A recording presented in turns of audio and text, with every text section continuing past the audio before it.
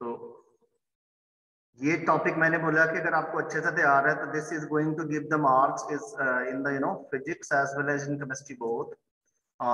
Physics की बात करेंगे तो that is in your modern physics में सबसे लास्ट में एक टॉपिक आएगा, उसमें आपको इस टॉपिक पे बेस प्रॉब्लम आएगी और आप इसको अगर अच्छे से पढ़ के रखते हो तो आप यहीं से उस सारे कॉन्सेप्ट को बना सकते हो। तो केमिकल काइनेटिक्स का नोट्स भी मैं इस पे सेव करके दे दूंगा तुम्हें पीडीएफ में, वैसे नोट्स चाहिए तो अलग से भी दे देंगे, ठीक है ना। ये someone is coming, so all of you switch on your videos because it's already recording. Video will go to the sir also.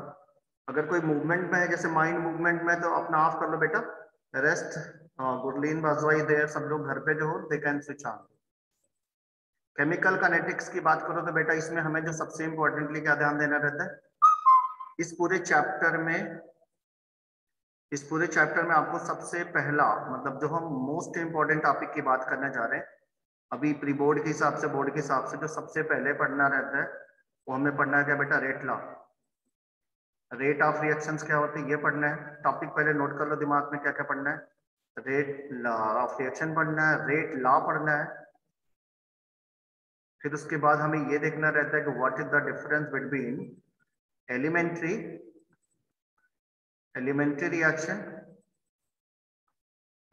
Reaction as well as complex reaction में क्या डिफरेंस होता है, ये थोड़ा सा आइडिया इसका होना चाहिए अच्छे से। जैसे ऑर्डर ऑफ रिएक्शन क्या होता है और मॉलिक्यूलरिटी में क्या डिफरेंस है, this very important topic. Order of reaction and molecularity पे क्वेश्चन आएगा इस साल, श्योर है ये बहुत इंपॉर्टेंट टॉपिक है। रेट लॉ तो सबको पढ़नी है, but it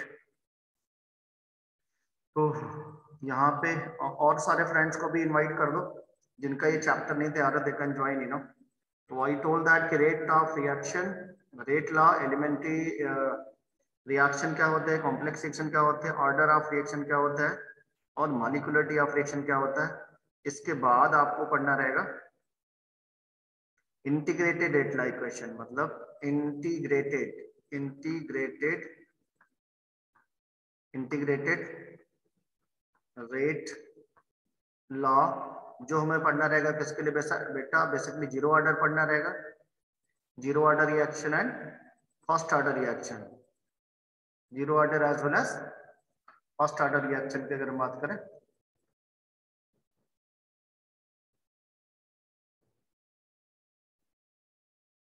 Got it?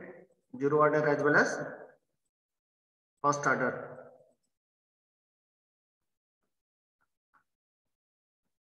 First order reaction किसी भी टॉपिक, उसके बाद आपको पढ़ना रहेगा जो लास्ट टॉपिक इसमें रहता है, that is the half life time period के कॉन्सेप्ट। हाफ लाइफ टाइम के कॉन्सेप्ट और उसके हाफ लाइफ टाइम पीरियड्स और इसके न्यूमेरिकल। तो let's go with the first topic, what is the rate of reaction. अगर हम रेट ऑफ रिएक्शन की बात करते हैं, what is rate of reactions की बात करते हैं तो हमें कैसे देखना होगा, एनीवन? रेट का मतलब ये होगा speed, got it, speed of reaction. तो सबसे जो इंपॉर्टेंट है हमें पढ़ना रहता है rate of reaction, rate of reaction.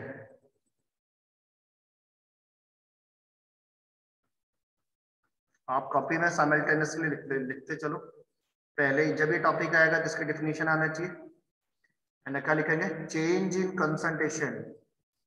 आपको क्या ध्यान देना बेटा, चेंज इन कंसंट्रेशन पर unit time, change in concentration, change in concentration of reactant होना चाहिए और प्रोडक्ट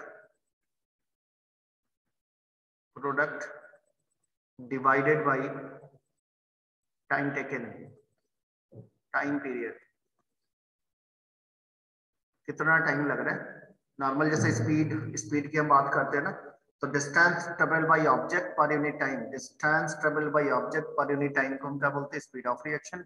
यहाँ पे डिस्टेंस की जगह क्या करना है, change in concentration of reactant either product per unit time, that is known as rate of reaction.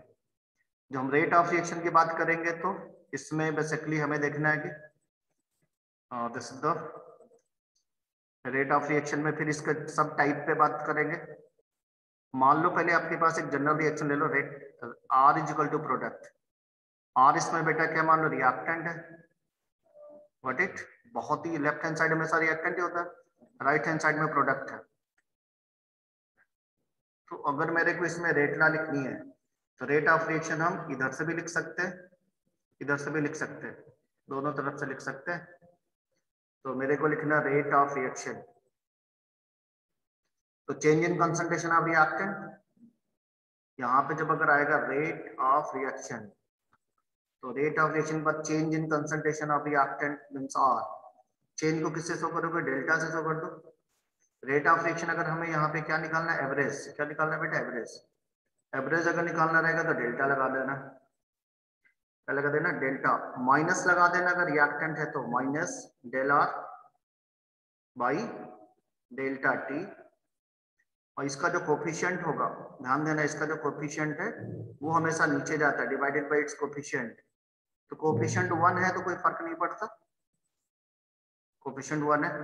इसमें पूछेगा what is the significance of this minus sign.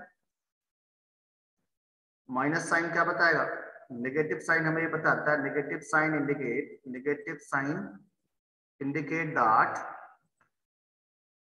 Indicate that, कौन बताएगा, anyone, Ankit, concentration of reactant decreases. Negative sign indicate कर रहा है कि concentration of reactant हमेशा decrease होता है। प्रोडक्ट के टर्म में मैं लिखूंगा तो delta P divided by delta T, उसका भी कोफिशिएंट यहाँ पे 1 है, तो 1 को हम ले या ना ले कोई फर्क नहीं पड़ेगा, यहाँ पॉजिटिव में रहेगा। यहाँ तक लिख लिया सबने। ये मेरा एवरेज है, एवरेज में निकालना सिखा रहा हूँ कैसे निकालना है। इसका मैं पीडीएफ सेव करते चलूंगा so that you know you will get it, या आप बोलोगे तो अलग से नोट्स दे देंगे। यहाँ तक सबने डन कर लिया, अंकित हो गया? जी सर हो गया। इस पे एक छोटा सा प्रॉब्लम बना रहे हैं, बनाओ। मैं तुम्हें एक छोटा सा एक्सपेरिमेंट दे दूं कि एक एक्सपेरिमेंट हुआ ना, उसमें मान लो मेरे पास यहाँ पे एक रिएक्टेंट से मान लो प्रोडक्ट बना रहा है बेटा। एक्सपेरिमेंट 1 में जब टाइम इंटरवल मान लो मैंने तुम्हें 0 दे दिया, तब उसका कंसंट्रेशन तुम्हें दिया रहेगा 0, मान लो फिर 30, फिर ऐसे मैंने दे दिया 60, और यहाँ पे कंसंट्रेशन दे देगा। कंसंट्रेशन रिएक्टेंट का है, पहले मान लो 10 मोल पर लीटर, बट इट, बाद में 10 के बाद ये 5 मोल पर लीटर हो जाता है, बाद में इसके बाद मान लो 1 मोल पर लीटर है, कुछ भी मान लो लाइक दिस। या दो इंटरवल ले लो, दो इंटरवल लेने से हमारा और छोटा बन जाएगा केस। दो इंटरवल ले लो, 30, 0 से 30 का इंटरवल ले लेते हैं, दो कंसंट्रेशन टर्म ले लेते हैं। बनाओ, इसमें रेट एवरेज क्या आएगा, बहुत आसानी से निकाल सकते हो। ये मैंने कंसंट्रेशन रिएक्टेंट का दिया है, तो आप बोलोगे सर रेट एवरेज जब भी निकालते हैं तो माइनस के बाद change in concentration of reactant क्या होता है, final minus initial, R2 minus R1, और फाइनल कंसंट्रेशन इसमें कम है, नीचे T2 माइनस T1, दो टाइम इंटरवल चाहिए, दो concentration sir.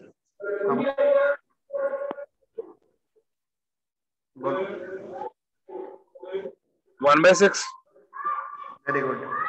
Here we talk about that, minus लगा देंगे। फाइनल कंसंट्रेशन कितना था, 5 minus 10 divided by final time interval 30 minus 0, तो this is going to be +5 हो जाएगा फाइनली, 5/30, 5 1 5, 5 6 30, 1/6, गॉट इट, 1/6 मोल पर लीटर पर सेकेंड।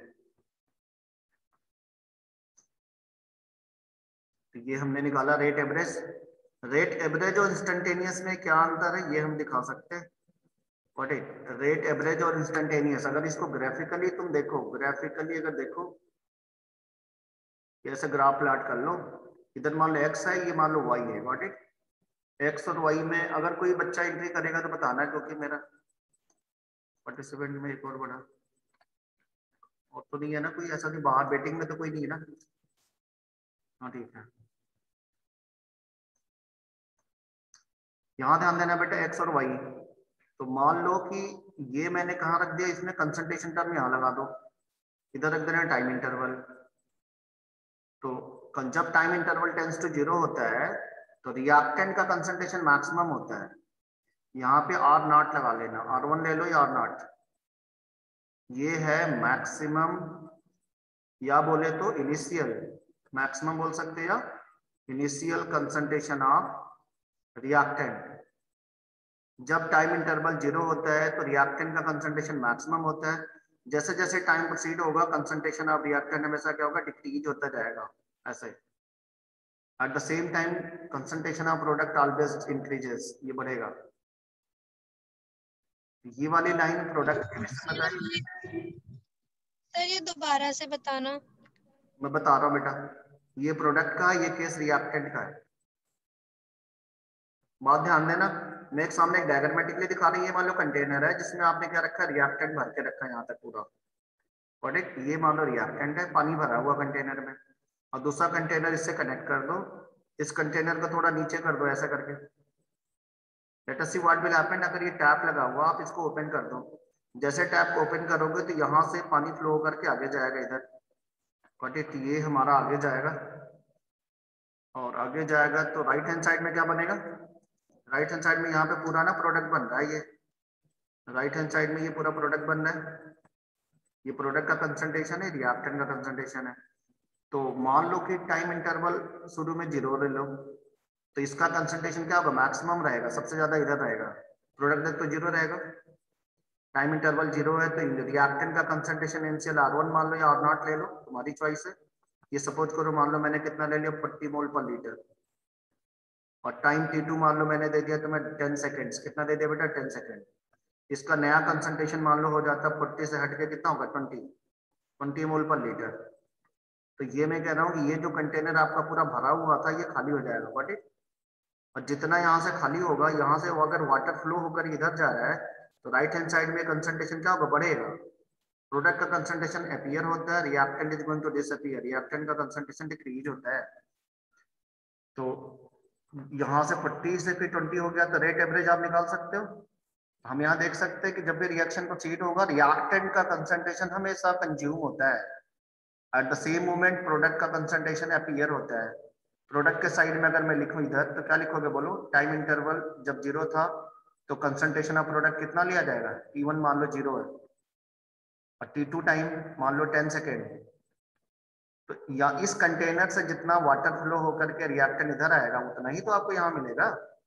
तो नया जो कंसंट्रेशन ऑफ प्रोडक्ट होगा वो कितना हो जाएगा, 20 मोल पर लीटर। ये वाली लाइन ये बताती है कि जब टाइम इंटरवल टेंस टू 0 था, यहाँ जब हम थे उस मोमेंट में अगर तुमसे कोई रिएक्टेंट बोलेगा तो रिएक्टेंट मैक्सिमम था, लेकिन प्रोडक्ट यहाँ पे देखो 0 है। ये लाइन प्रोडक्ट की है। जैसे जैसे टाइम प्रोसीड होगा, मान लो ये 0 से 10 हो गया, ये मान लो 20 हो गया, ये मान लो 30 हो गया, लाइक दिस यू नो, ये 40 हो गया, तो कंसंट्रेशन ऑफ प्रोडक्ट बढ़ेगा, concentration of reactant is going to be decreasing order. ठीक है ना। तो ये हमारा, ये तो हो गया रेट एवरेज। रेट एवरेज निकालने के लिए आपको एवरेज स्पीड निकालनी है। आप मान लो 4 व्हीलर चला रहे हो, आप दसुआ आए हो मान लो, तो दसुआ से मान लो हमें किसी प्लेस पे जाना है, मान लो दसुआ से कोई प्लेस सोचो, मियानी जानी है, 15 किलोमीटर है, या जलंधर ले लो 60 किलोमीटर। तो दो एक ऑप्टिमम डिस्टेंस होनी चाहिए और दो हमारी एवरेज स्पीड निकालेंगे। पहले आप मान लो हो सकता है 60 किलोमीटर 70, नेट टोटल डिस्टेंस कितना आपने ट्रेवल किया, कितना टाइम इंटरवल हुआ, इसको रेट एवरेज मानते हैं। अब अगर मेरे को बेटा अगर ये बोलता है कि इंस्टेंटेनियस बताओ, क्या बताओ इंस्टेंटेनियस, इंस्टेंटेनियस में हमें देखना पड़ेगा, मान लो 10 था, इतने मान लो 20 है, इतने मान लो बेटा कितना 30 है, इधर मान लो कितना था 40 है। इंस्टेंट निकालने के लिए ना हमें टेंजेंट लगाना पड़ता है, क्या लगाना पड़ता है, टेंजेंट। इंस्टेंट हमें यहाँ से ऐसे देखो ना, ऐसे यहाँ से मैं एक स्ट्रेट लाइन निकालता हूँ, कहीं से मेरे पास होगी यहाँ पे स्ट्रेट।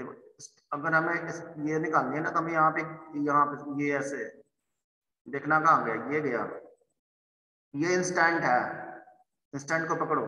इंस्टेंटेनियस के लिए आपको यहाँ पे स्लोप लेना पड़ेगा। ये जो पॉइंट मैंने शो किया ये इंस्टेंट है, ये है रेट इंस्टेंट। तो रेट बेटा अगर इंस्टेंटेनियस होता तो very time tends to be 0 हो जाएगा, time tends to be very small change in time interval, very small change in concentration. तो इस स्लोप को ध्यान से देखना, स्लोप को तुम सारे लोग ध्यान से देख रहे होगे तो तुम्हें एक आइडिया लगेगा। मैं तुमसे बोलूं कि इस पॉइंट इस टाइम इंटरवल पे कंसंट्रेशन कितना था, तो बोलोगे सर ये नियरली 40 था, जो भी मैंने अभी इसमें डाटा लिया ये 40 है, मान लो टाइम इंटरवल 20 है। रेट इंस्टेंट में direct concentration divide by time interval होता है, 40/20 कर दो बस, कुछ दिमाग नहीं लगाना, ये आ जाएगा सिंपली 2 मोल पर लीटर पर सेकेंड। इसको बोलते हैं रेट इंस्टेंट। रेट इंस्टेंट निकालना है तो स्लोप लगा देना, स्लोप में ये दो जगह मीट आउट करेगा, दोनों जहां मीटिंग करेगा तो वहां पे देख लेना कहां पे इसकी मीटिंग पॉइंट है। किसी को डाउट है यहाँ तक पूछो। कोई डाउट नहीं सर। Very good. ऐसे प्रोडक्ट की तरफ से तुम निकाल सकते हो, जैसे मैंने अभी रिएक्टेंट की तरफ से लिया प्रोडक्ट निकालना, तो प्रोडक्ट की तरफ से निकालते हैं इसमें साइन क्या रखना, प्लस में रखना। प्रोडक्ट की तरफ से अगर निकालना है तो साइन प्लस पे रखना, जैसे मैंने पीछे बताया था कि बेसिकली कलर हम बदल देते हैं, कलर मान लो रेड लेते हैं, और फॉर प्रोडक्ट फ्रॉम प्रोडक्ट अगर निकालना चाहते हो रेट ऑफ रिएक्शन कैसे निकालोगे बताओ। तो रेट ऑफ रिएक्शन निकालना है, प्रोडक्ट की तरफ से तो प्लस लगा देना, delta change in concentration of product divide by time interval change. तो डेल्टा लगाने का मतलब ये हुआ कि प्लस में तो है ही प्रोडक्ट का जो फाइनल कंसंट्रेशन हो माइनस प्रोडक्ट का initial concentration divided by T2 minus T1। पीछे जो मैंने जो डाटा दिया था प्रोडक्ट का इनिशियल कंसंट्रेशन कितना था 0, फाइनल कितना था 20 माइनस 0 करो बेटा, टाइम इंटरवल था 10 माइनस 0, तो ये आपका दो टाइम इंटरवल मिल गया 20/10, 0 0 कट कर दो, 2 मोल पर लीटर पर सेकेंड, 2 मोल पर लीटर पर सेकेंड। गॉट इट, 2 मोल पर लीटर पर सेकेंड। इसमें एक और टॉपिक मैंने सिखाया था, सबने नोट कर लिया इतना?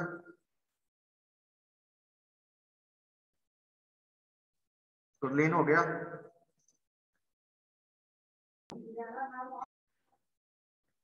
गुरलीन हो गया बेटा? हाँ जी सर, हो गया। चलो, इसके बाद हमें एक टॉपिक करना रहता था, याद होगा तुम्हें, मैंने कराया थी क्लास में, कि तुम्हें ऐसे दिया रहेगा A mole of A react with B mole of B to give C mole of C plus D mole of D, ये कैसे दिया रहेगा। हमें क्या करना रहता है, लेफ्ट हैंड साइड को पकड़ना, लेफ्ट हैंड साइड में ऑलवेज रिएक्टेंट है बेटा, राइट हैंड साइड में हमेशा प्रोडक्ट होता है।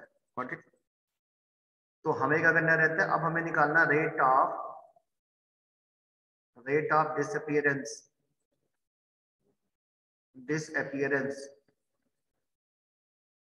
ऑफ ए इधर निकालना है। ये बोले तो रिएक्टेंट है, ए है तो रिएक्टेंट है, तो रिएक्टेंट के लिए माइनस लगाना है, तो रेट ऑफ डिसअपीयरेंस अगर है तो माइनस DA/dt, माइनस DA/dt।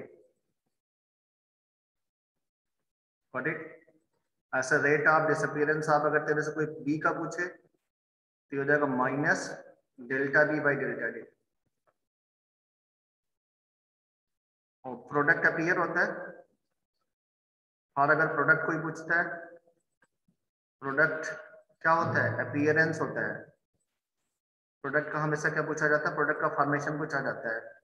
तो अगर मैं पूछूं कि what is the rate of formation of C, तो प्लस लगा देना, delta C by change in concentration of C पर यूनिट टाइम, ये इसका मतलब ये पूछ रहा है।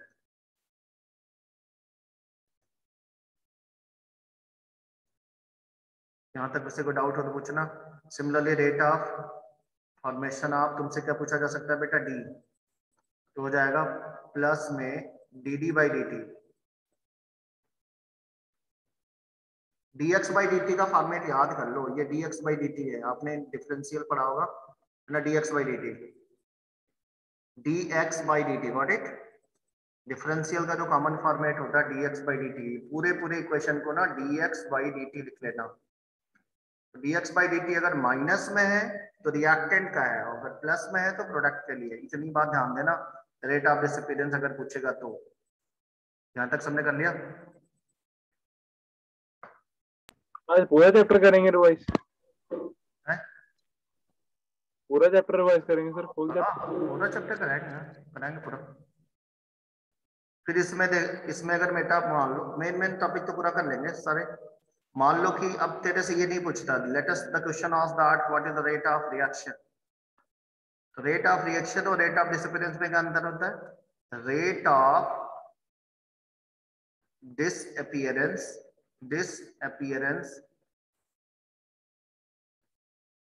ऑफ रिएक्टेंट या प्रोडक्ट, दोनों ऊपर रखा जा सकता है, divided by number of mole, मतलब their coefficient divide by number of moles. मतलब जिस देयर का मतलब उसी का, जिस रिएक्टेंट को का ऊपर रखना उसी का मोल नीचे होना चाहिए। इसको मैं करके दिखा रहा हूं तो समझ में आएगी तुम्हें बात। मान लो बेटा कि N1 molecule of reactant react करके N2 मॉलिक्यूल ऑफ प्रोडक्ट बना रहा है, गॉट इट? ऐसे तो मैंने इसको समझाया था कि क्या करना है, मेरे इसमें लिखना है कि रेट ऑफ रिएक्शन लिखनी है। तो रेट ऑफ रिएक्शन लिखने के पहले हम क्या लिखते हैं? पहले रेट, ये रिएक्टेंट है, ये प्रोडक्ट है, तो पहले तो रेट ऑफ डिसअपीयरेंस लिखो minus dr by dt। Minus dr by dt is what? Rate of disappearance of reactant only. अब इसके नीचे डिवाइडेड बाई इसका कोफिशिएंट कर देना, तो ये रेट ऑफ रिएक्शन हो जाएगा। Rate of disappearance of reactant पर मोल, जैसे ही आपने मोल से डिवाइड किया, या इसको आप ऐसे भी लिख सकते हो 1/n1, ऐसे लिखो 1/n1 into minus dr by dt, ऐसा भी लिखा जा सकता है। 1/n1 into minus dr by dt भी लिखा जा सकता है, गॉट इट? दोनों तरीका है आपके पास, आप ऐसे करो या ऐसे करो। जैसे ही आपने नंबर ऑफ मोल से डिवाइड किया, तो that will be the rate of disappearance पर मोल। रेट ऑफ डिसअपीयरेंस हो आइदर अपीयरेंस पर मोल, वो हमेशा कांस्टेंट होता है, दैट इज वो हमेशा मतलब सारे रिएक्टेंट प्रोडक्ट के लिए सेम आता है। तो पीछे भी यही किया था हमने। हाँ बोलो बेटा। न्यूमेरिकल दिया था सर, वो भी सेम ही किया था हमने। हाँ अभी इस पे करा रहे हैं अभी न्यूमेरिकल। सिमिलरली अगर प्रोडक्ट के टर्म में लिखेंगे तो क्या लिखेंगे? प्रोडक्ट के टर्म में लिखना है तो यहाँ पे बस वही प्लस लगा देंगे, del P by del T हो जाएगा प्रोडक्ट का, whole divided by coefficient n2 हो जाएगा, या ऐसे 1/n2 into dp by del T, ऐसा लिख देना 1/n2 into dp by del T. यहां तक डन हो गया सबका? मैं इस पे प्रॉब्लम करवा रहा हूं, आपका ये कॉन्सेप्ट बन जाएगा, फिर मैं एनसीईआरटी वाले क्वेश्चन इस पे करवा दूंगा तुरंत जो आया हुआ है।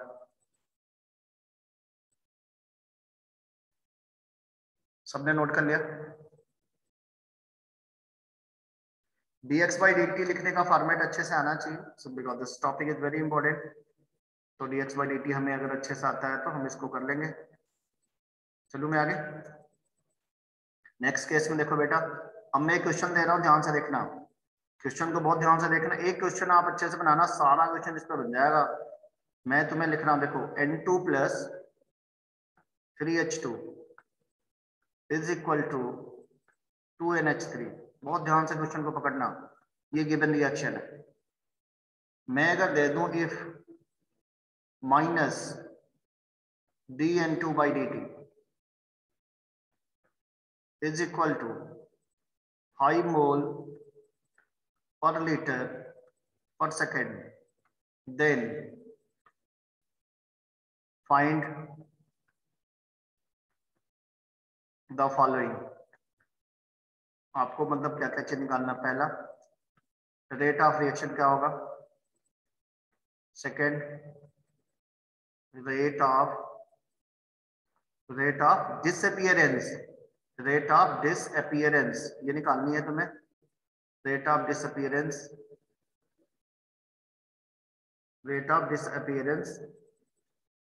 Of hydrogen gas. Third rate of appearance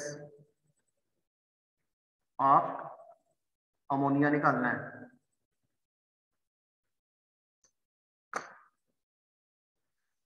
rate of disappearance of hydrogen gas and rate of appearance of ammonia gas. तो मैंने इतना क्वेश्चन नोट कर लिया सबने। तो मैंने समझाया था सबसे पहला काम होता है कि पूरे पूरे रिएक्शन को dx by dt apply the rate expression. बेटा पूरे रिएक्शन को लिखेंगे माइनस, बोलो अंकित। सर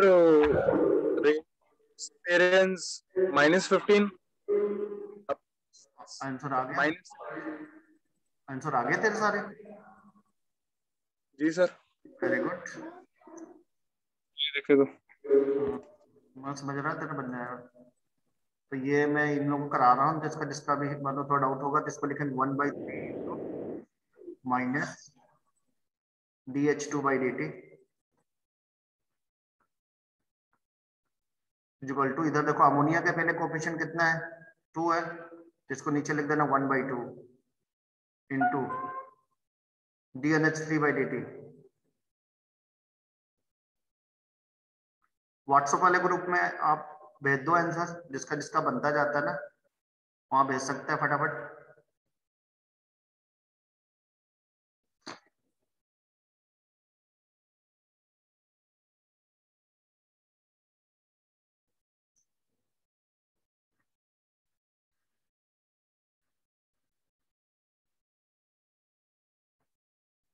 यहां तक किसी को डाउट नहीं? अब आप क्वेश्चन में ध्यान से देखना, तो you are getting this data, ये आपको दिया गया है, ये हम इससे इसको इक्वेट करके इसको इक्वेट कर लेंगे। तो हमारा जो पहला काम था ये निकालना है कि डी, आपसे बोला rate of disappearance of hydrogen gas. तो रेट ऑफ डिसअपीयरेंस ऑफ जो हाइड्रोजन गैस होगा व्हाट इज दैट, वो आपका ये वाला पार्ट है माइनस DH2/dt, माइनस DH2/dt, ये वाला पार्ट निकल आएगा। और रेट ऑफ अपीयरेंस ऑफ जो अमोनिया गैस है वो आपसे पूछ रहा है कि that is your only DNH3/dt, मतलब कोफिशिएंट से डिवाइडेड नहीं रहना चाहिए, जब तक कोफिशिएंट है till then it is the rate of reaction, till then it is the rate of reaction. तो ये बन चुका है, ये बन जाएगा, सबका बन जाएगा, देख लो। dN2/dt भी रहता है, यहाँ पर रखो।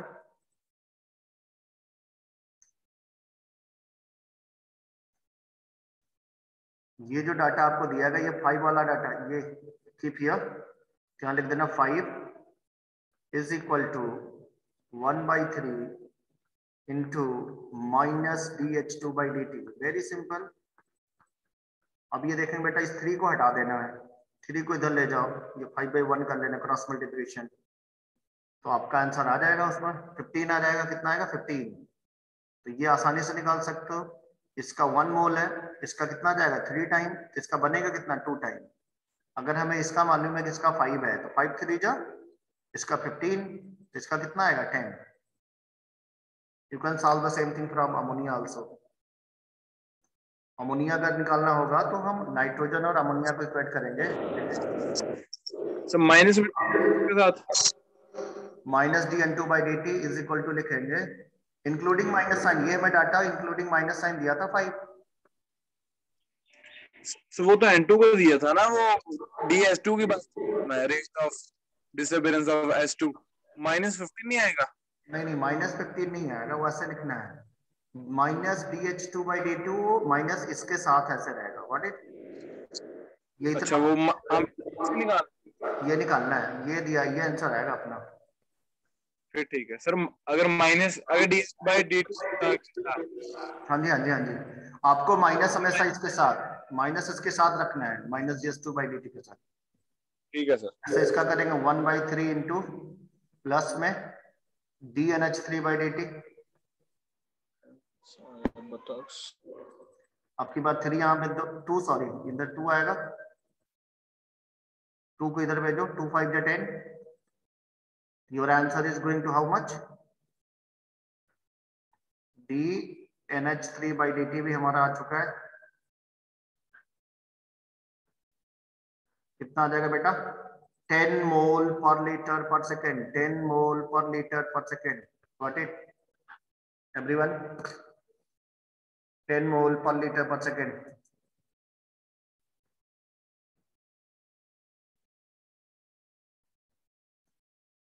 टेन मोल पर लीटर पर सेकेंड। यहां तक डन हो गया सबका?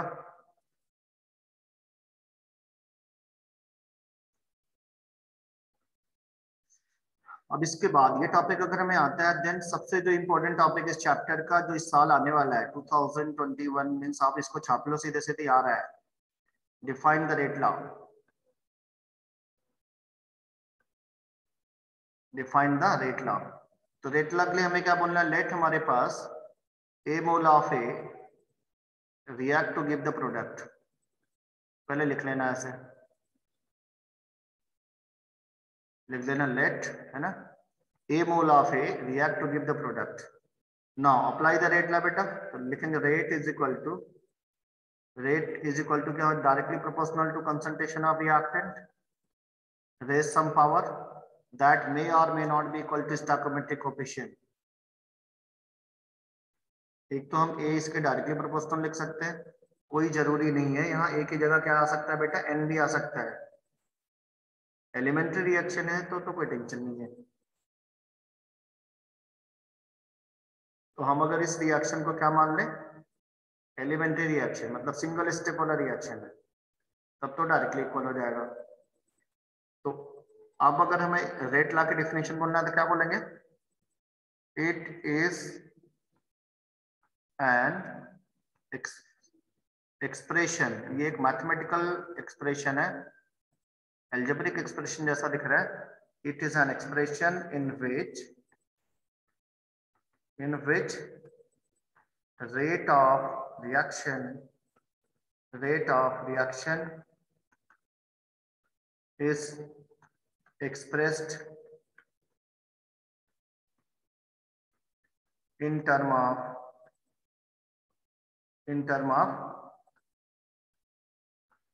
molar concentration of reactants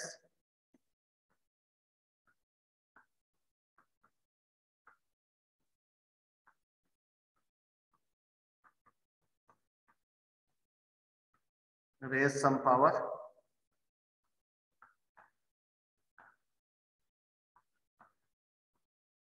that may or may not be equal to the stoichiometric coefficient.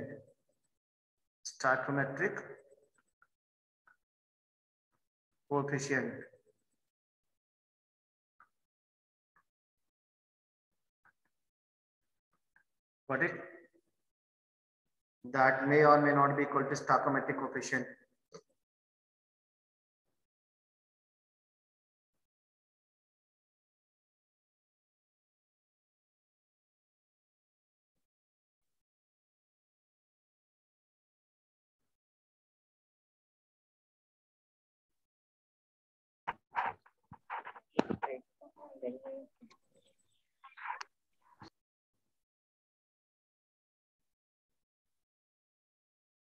यहां तक डन है सबका?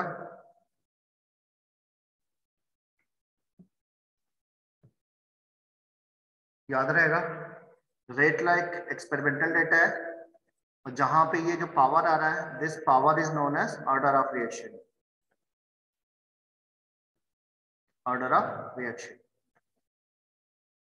और के को क्या बोलेगा? Rate constant. यहां तक अंकित, यहां तक हो गया? जी सर हो गया। चलो, इसमें फिर हमसे पूछेगा defined rate constant. Next question लिखो बेटा, डिफाइंड रेट कांस्टेंट और specific reaction rate.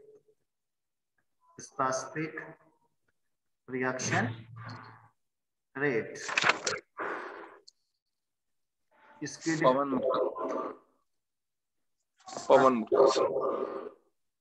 Specific reaction rate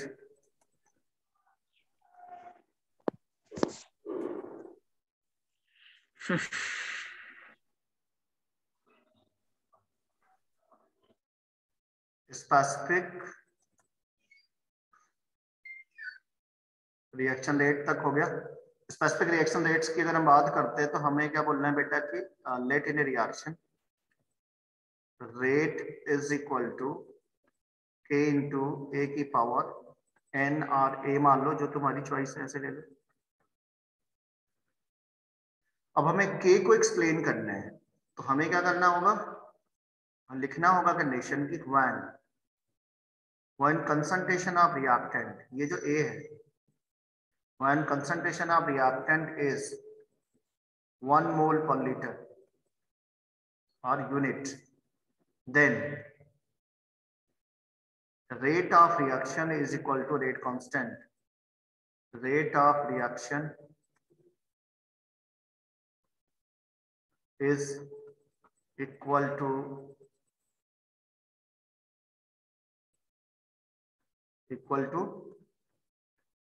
rate constant. Got it? Very important topic. अब इसके जस्ट बाद क्वेश्चन नंबर 3 पे हम चलेंगे। क्वेश्चन वाइज मैं करवा रहा हूँ तो तुम्हें डायरेक्ट तैयार हो। क्वेश्चन नंबर 3 आएगा कि डिफाइन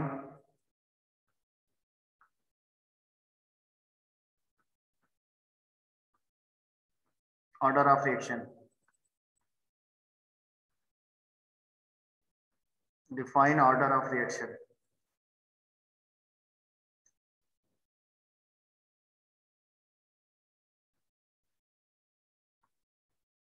तो हमें क्या बोलना है, अगर मान लो मेरे पास एक रिएक्शन है, let rate is equal to k into A की पावर, मान लो मैंने क्या डाल दिया a, और b की पावर सपोज करो b है, ऐसे के क्वेश्चन ले लो। तो order of reaction is denoted by n, इसको n से शो करते हैं। n is the sum of power to the concentration term, n will be the sum of power to the concentration term. If anyone has any doubt, you will raise your hand. Got it?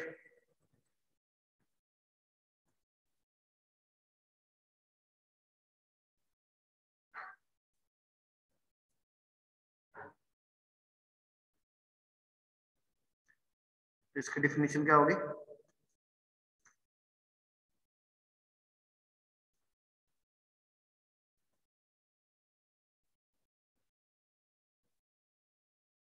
Order of reaction, it is equal to the sum का मतलब addition, sum of powers to the concentration term in a rate law expression, rate law expression.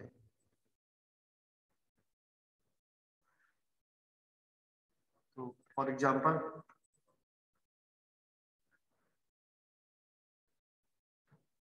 अगर मैं zero order की बात करूं तो rate equal to क्या हो जाएगा, k इंटू कंसंट्रेशन ऑफ ए की पावर 0 हो जाएगा, या रेट इक्वल टू k हो जाएगा क्योंकि ए की पावर 0 मीन्स 1। फर्स्ट ऑर्डर की बात करें, rate equal to k into A की पावर कितना हो जाना चाहिए, 1। We have second order reaction, rate is equal to हो जाएगा k इंटू ए की पावर 2। इन सारे केस में हमें किस पे ध्यान देना, पावर पे ध्यान देना।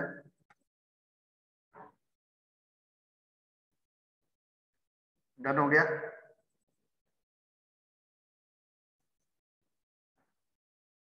When the things are done, then raise your thumb so that I can get to know that कि हमें आगे बढ़ना है। ओके, तो ये हमने अब इस पे क्वेश्चन देना है, इस पे क्वेश्चन बनाओ। आपको बताना है कि ऑर्डर ऑफ रिएक्शन कितना होगा। Rate is equal to K into CH3CHO की power 3/2. What will be the order of reaction? Send your answer in WhatsApp, either in the chat box.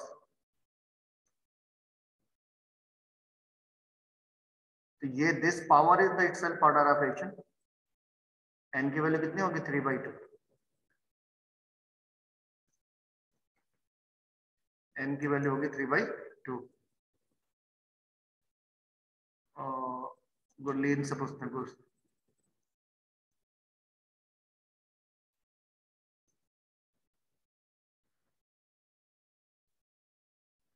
Gurleen बताओ इसका ऑर्डर ऑफ रिएक्शन निकल जाए, कोई doubt इसमें?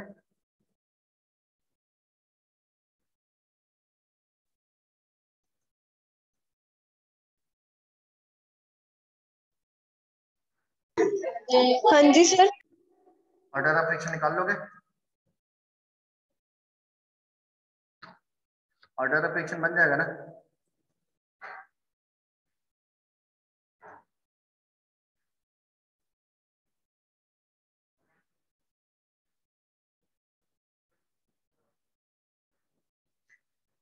अब इसके बाद हमारा जो इसमें सबसे इंपॉर्टेंट टॉपिक है that is the unit.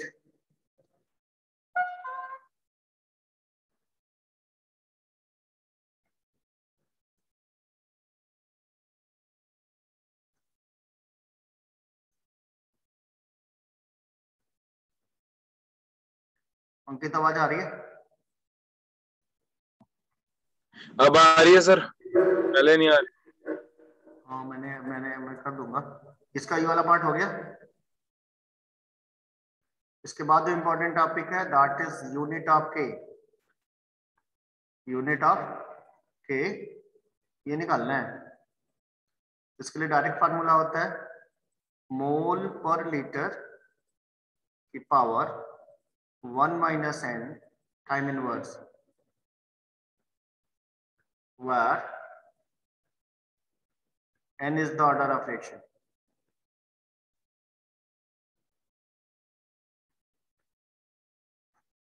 So this topic is very important. Even this is the key point of the any numerical. किसी भी न्यूमेरिकल के लिए जो सबसे की पॉइंट होगा वो यही आएगा। This is the key concept. For example पहले हम इसमें थोड़ा सा काम कर ले। जीरो ऑर्डर के लिए निकालो कितना आएगा।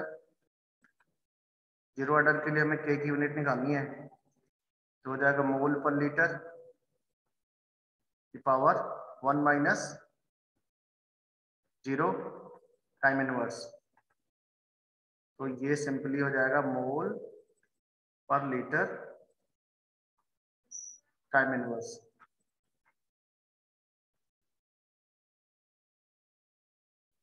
Got it? If the order of reaction is 1, then what will be the unit of K?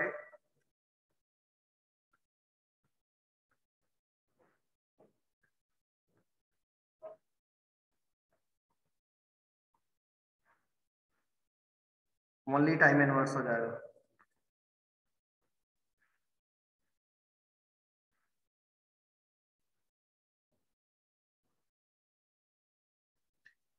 Got it? इस पे सारे का कर लेना। यहाँ का होमवर्क मैं दे दे रहा हूँ, आप सारे बना लेना। n इक्वल टू आपको जो करके दिखाना है 1/2, n इक्वल टू करना 2, n इक्वल टू कर लेना 1.5, n इक्वल टू कर लेना 3। इन सारे का आप कर लेना। इस पे क्वेश्चन कैसे आएगा? क्वेश्चन डायरेक्टली दिया रहेगा if k is equal to 1.5 × 10 की power 2 second inverse, then order of reaction is option A first, option B 0, option C second, option D third। क्या आंसर होगा? कौन बताएगा इसको? माइंड बताएगा। माइंड बताओ। अंकित। 1 order sir. Very good. Gurleen सही है। 1 होगा कि 0 होगा? 1 होगा 1, ठीक है ना। इससे डायरेक्ट क्वेश्चन आएगा, तुम्हें k की वैल्यू दी रहेगी, आपको ये ऑर्डर ऑफ फ्रिक्शन निकालना रहेगा।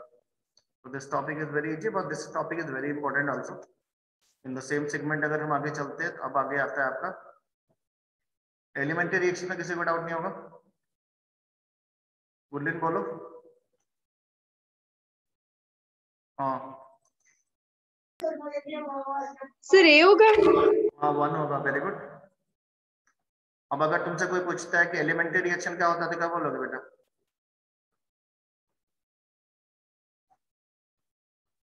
The reaction which complete in single step, the reaction which completed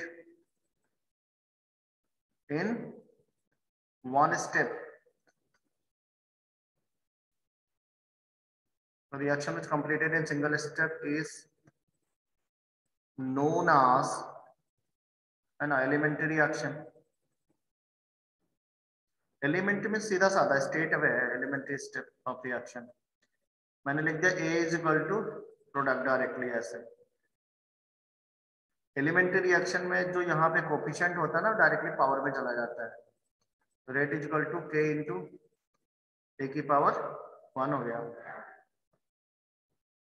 मान लो मैंने लिख दिया A plus B is equal to product. Suppose करो मैंने लिख दिया ये एलिमेंट्री रिएक्शन। अगर ये एलिमेंट्री है तो हम इसके डायरेक्टली ना लिख सकते हैं, रेट इज इक्वल टू हो जाएगा K इंटू ए की पावर 1 बी की पावर 1, डायरेक्ट लिख सकते हैं। तो इसका ओवरऑल ऑर्डर कितना आ जाएगा? 2। Reaction which completed in single step is known as elementary step of reaction. और अगर आपको कोई काम करना है जो मल्टी स्टेप का है तो that is known as complex reaction. यहां तक नोट कर लिया सबने?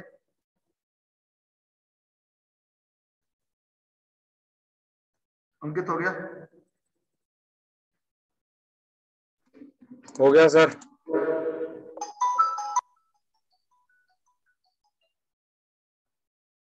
हेलो हेलो, हाँ गुड आफ्टरनून। Good afternoon. हाँ जी हाँ जी।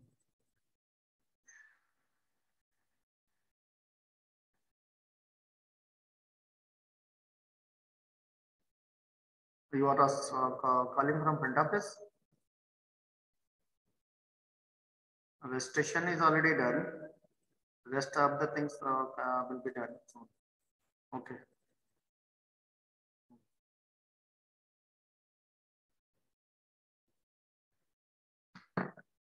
रेस्ट ऑफ इसमें आप देखना कि हमें अभी ये ध्यान देना, एक तो हमने कहा एलिमेंट्री कॉम्प्लेक्स। कॉम्प्लेक्स सेक्शन क्या होता है बेटा?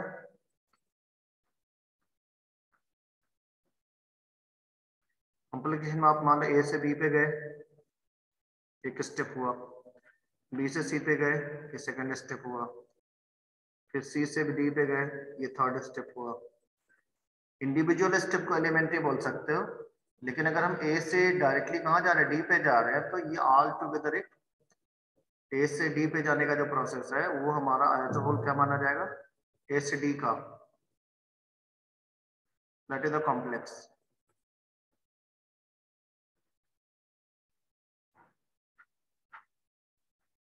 That is the complex reaction.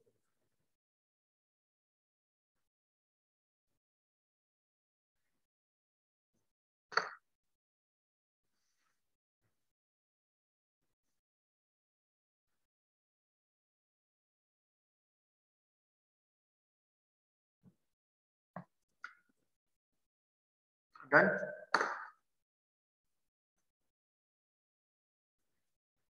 यहां तक हो गया? अंकित हो गया?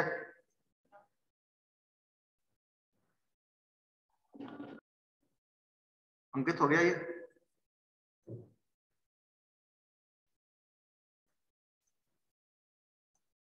Okay.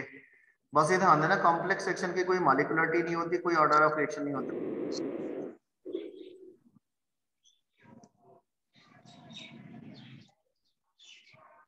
It has no molecularity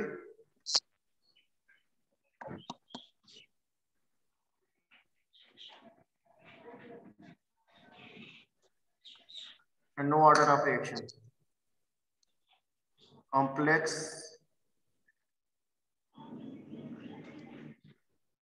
हमने देख लिया कॉम्प्लेक्स रिएक्शंस की कि ना तो कोई मॉलिक्युलरिटी है ना तो कोई अपना ऑर्डर ऑफ रिएक्शन होगा। व्हाट इफ इसके बाद एक तो ऐसी प्रोसेस आएगी उसमें हमें ऑर्डर ऑफ रिएक्शन निकालना रहेगा, लिया रहेगा rate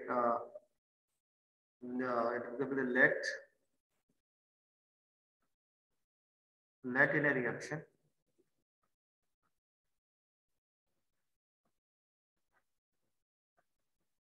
A is equal to B, ये मेरा स्लो है first step, and B is equal to C is very fast।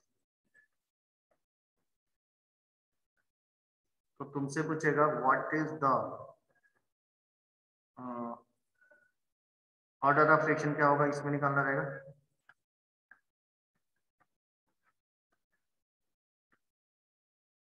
हमें लिखना रहेगा जो स्लोअर स्टेप होता है that is always rate determining step, rate determining step. Slower step में अप्लाई कर देना rate is equal to k into a की power 1। This step is very fast तो दैट इज नॉट। हाँ बोलो।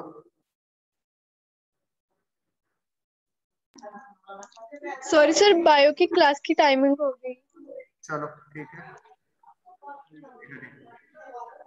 यहीं पे करते हैं, फिर अगले क्लास में फिर इंटीग्रेटेड वाला पढ़ाएंगे, ऑर्डर ऑफ रिएक्शन निकालना। और सर इवनिंग टाइम में क्लास है? करा देंगे, हाँ करा देंगे सर। क्लास कितने बजे है? कितने बजे चाहते हैं बोलो। 7 बजे। 7 बजे करा देंगे। तो सीडो ऑर्डर करवाते हैं, pseudo first order. Done done done, आप खत्म कर देंगे।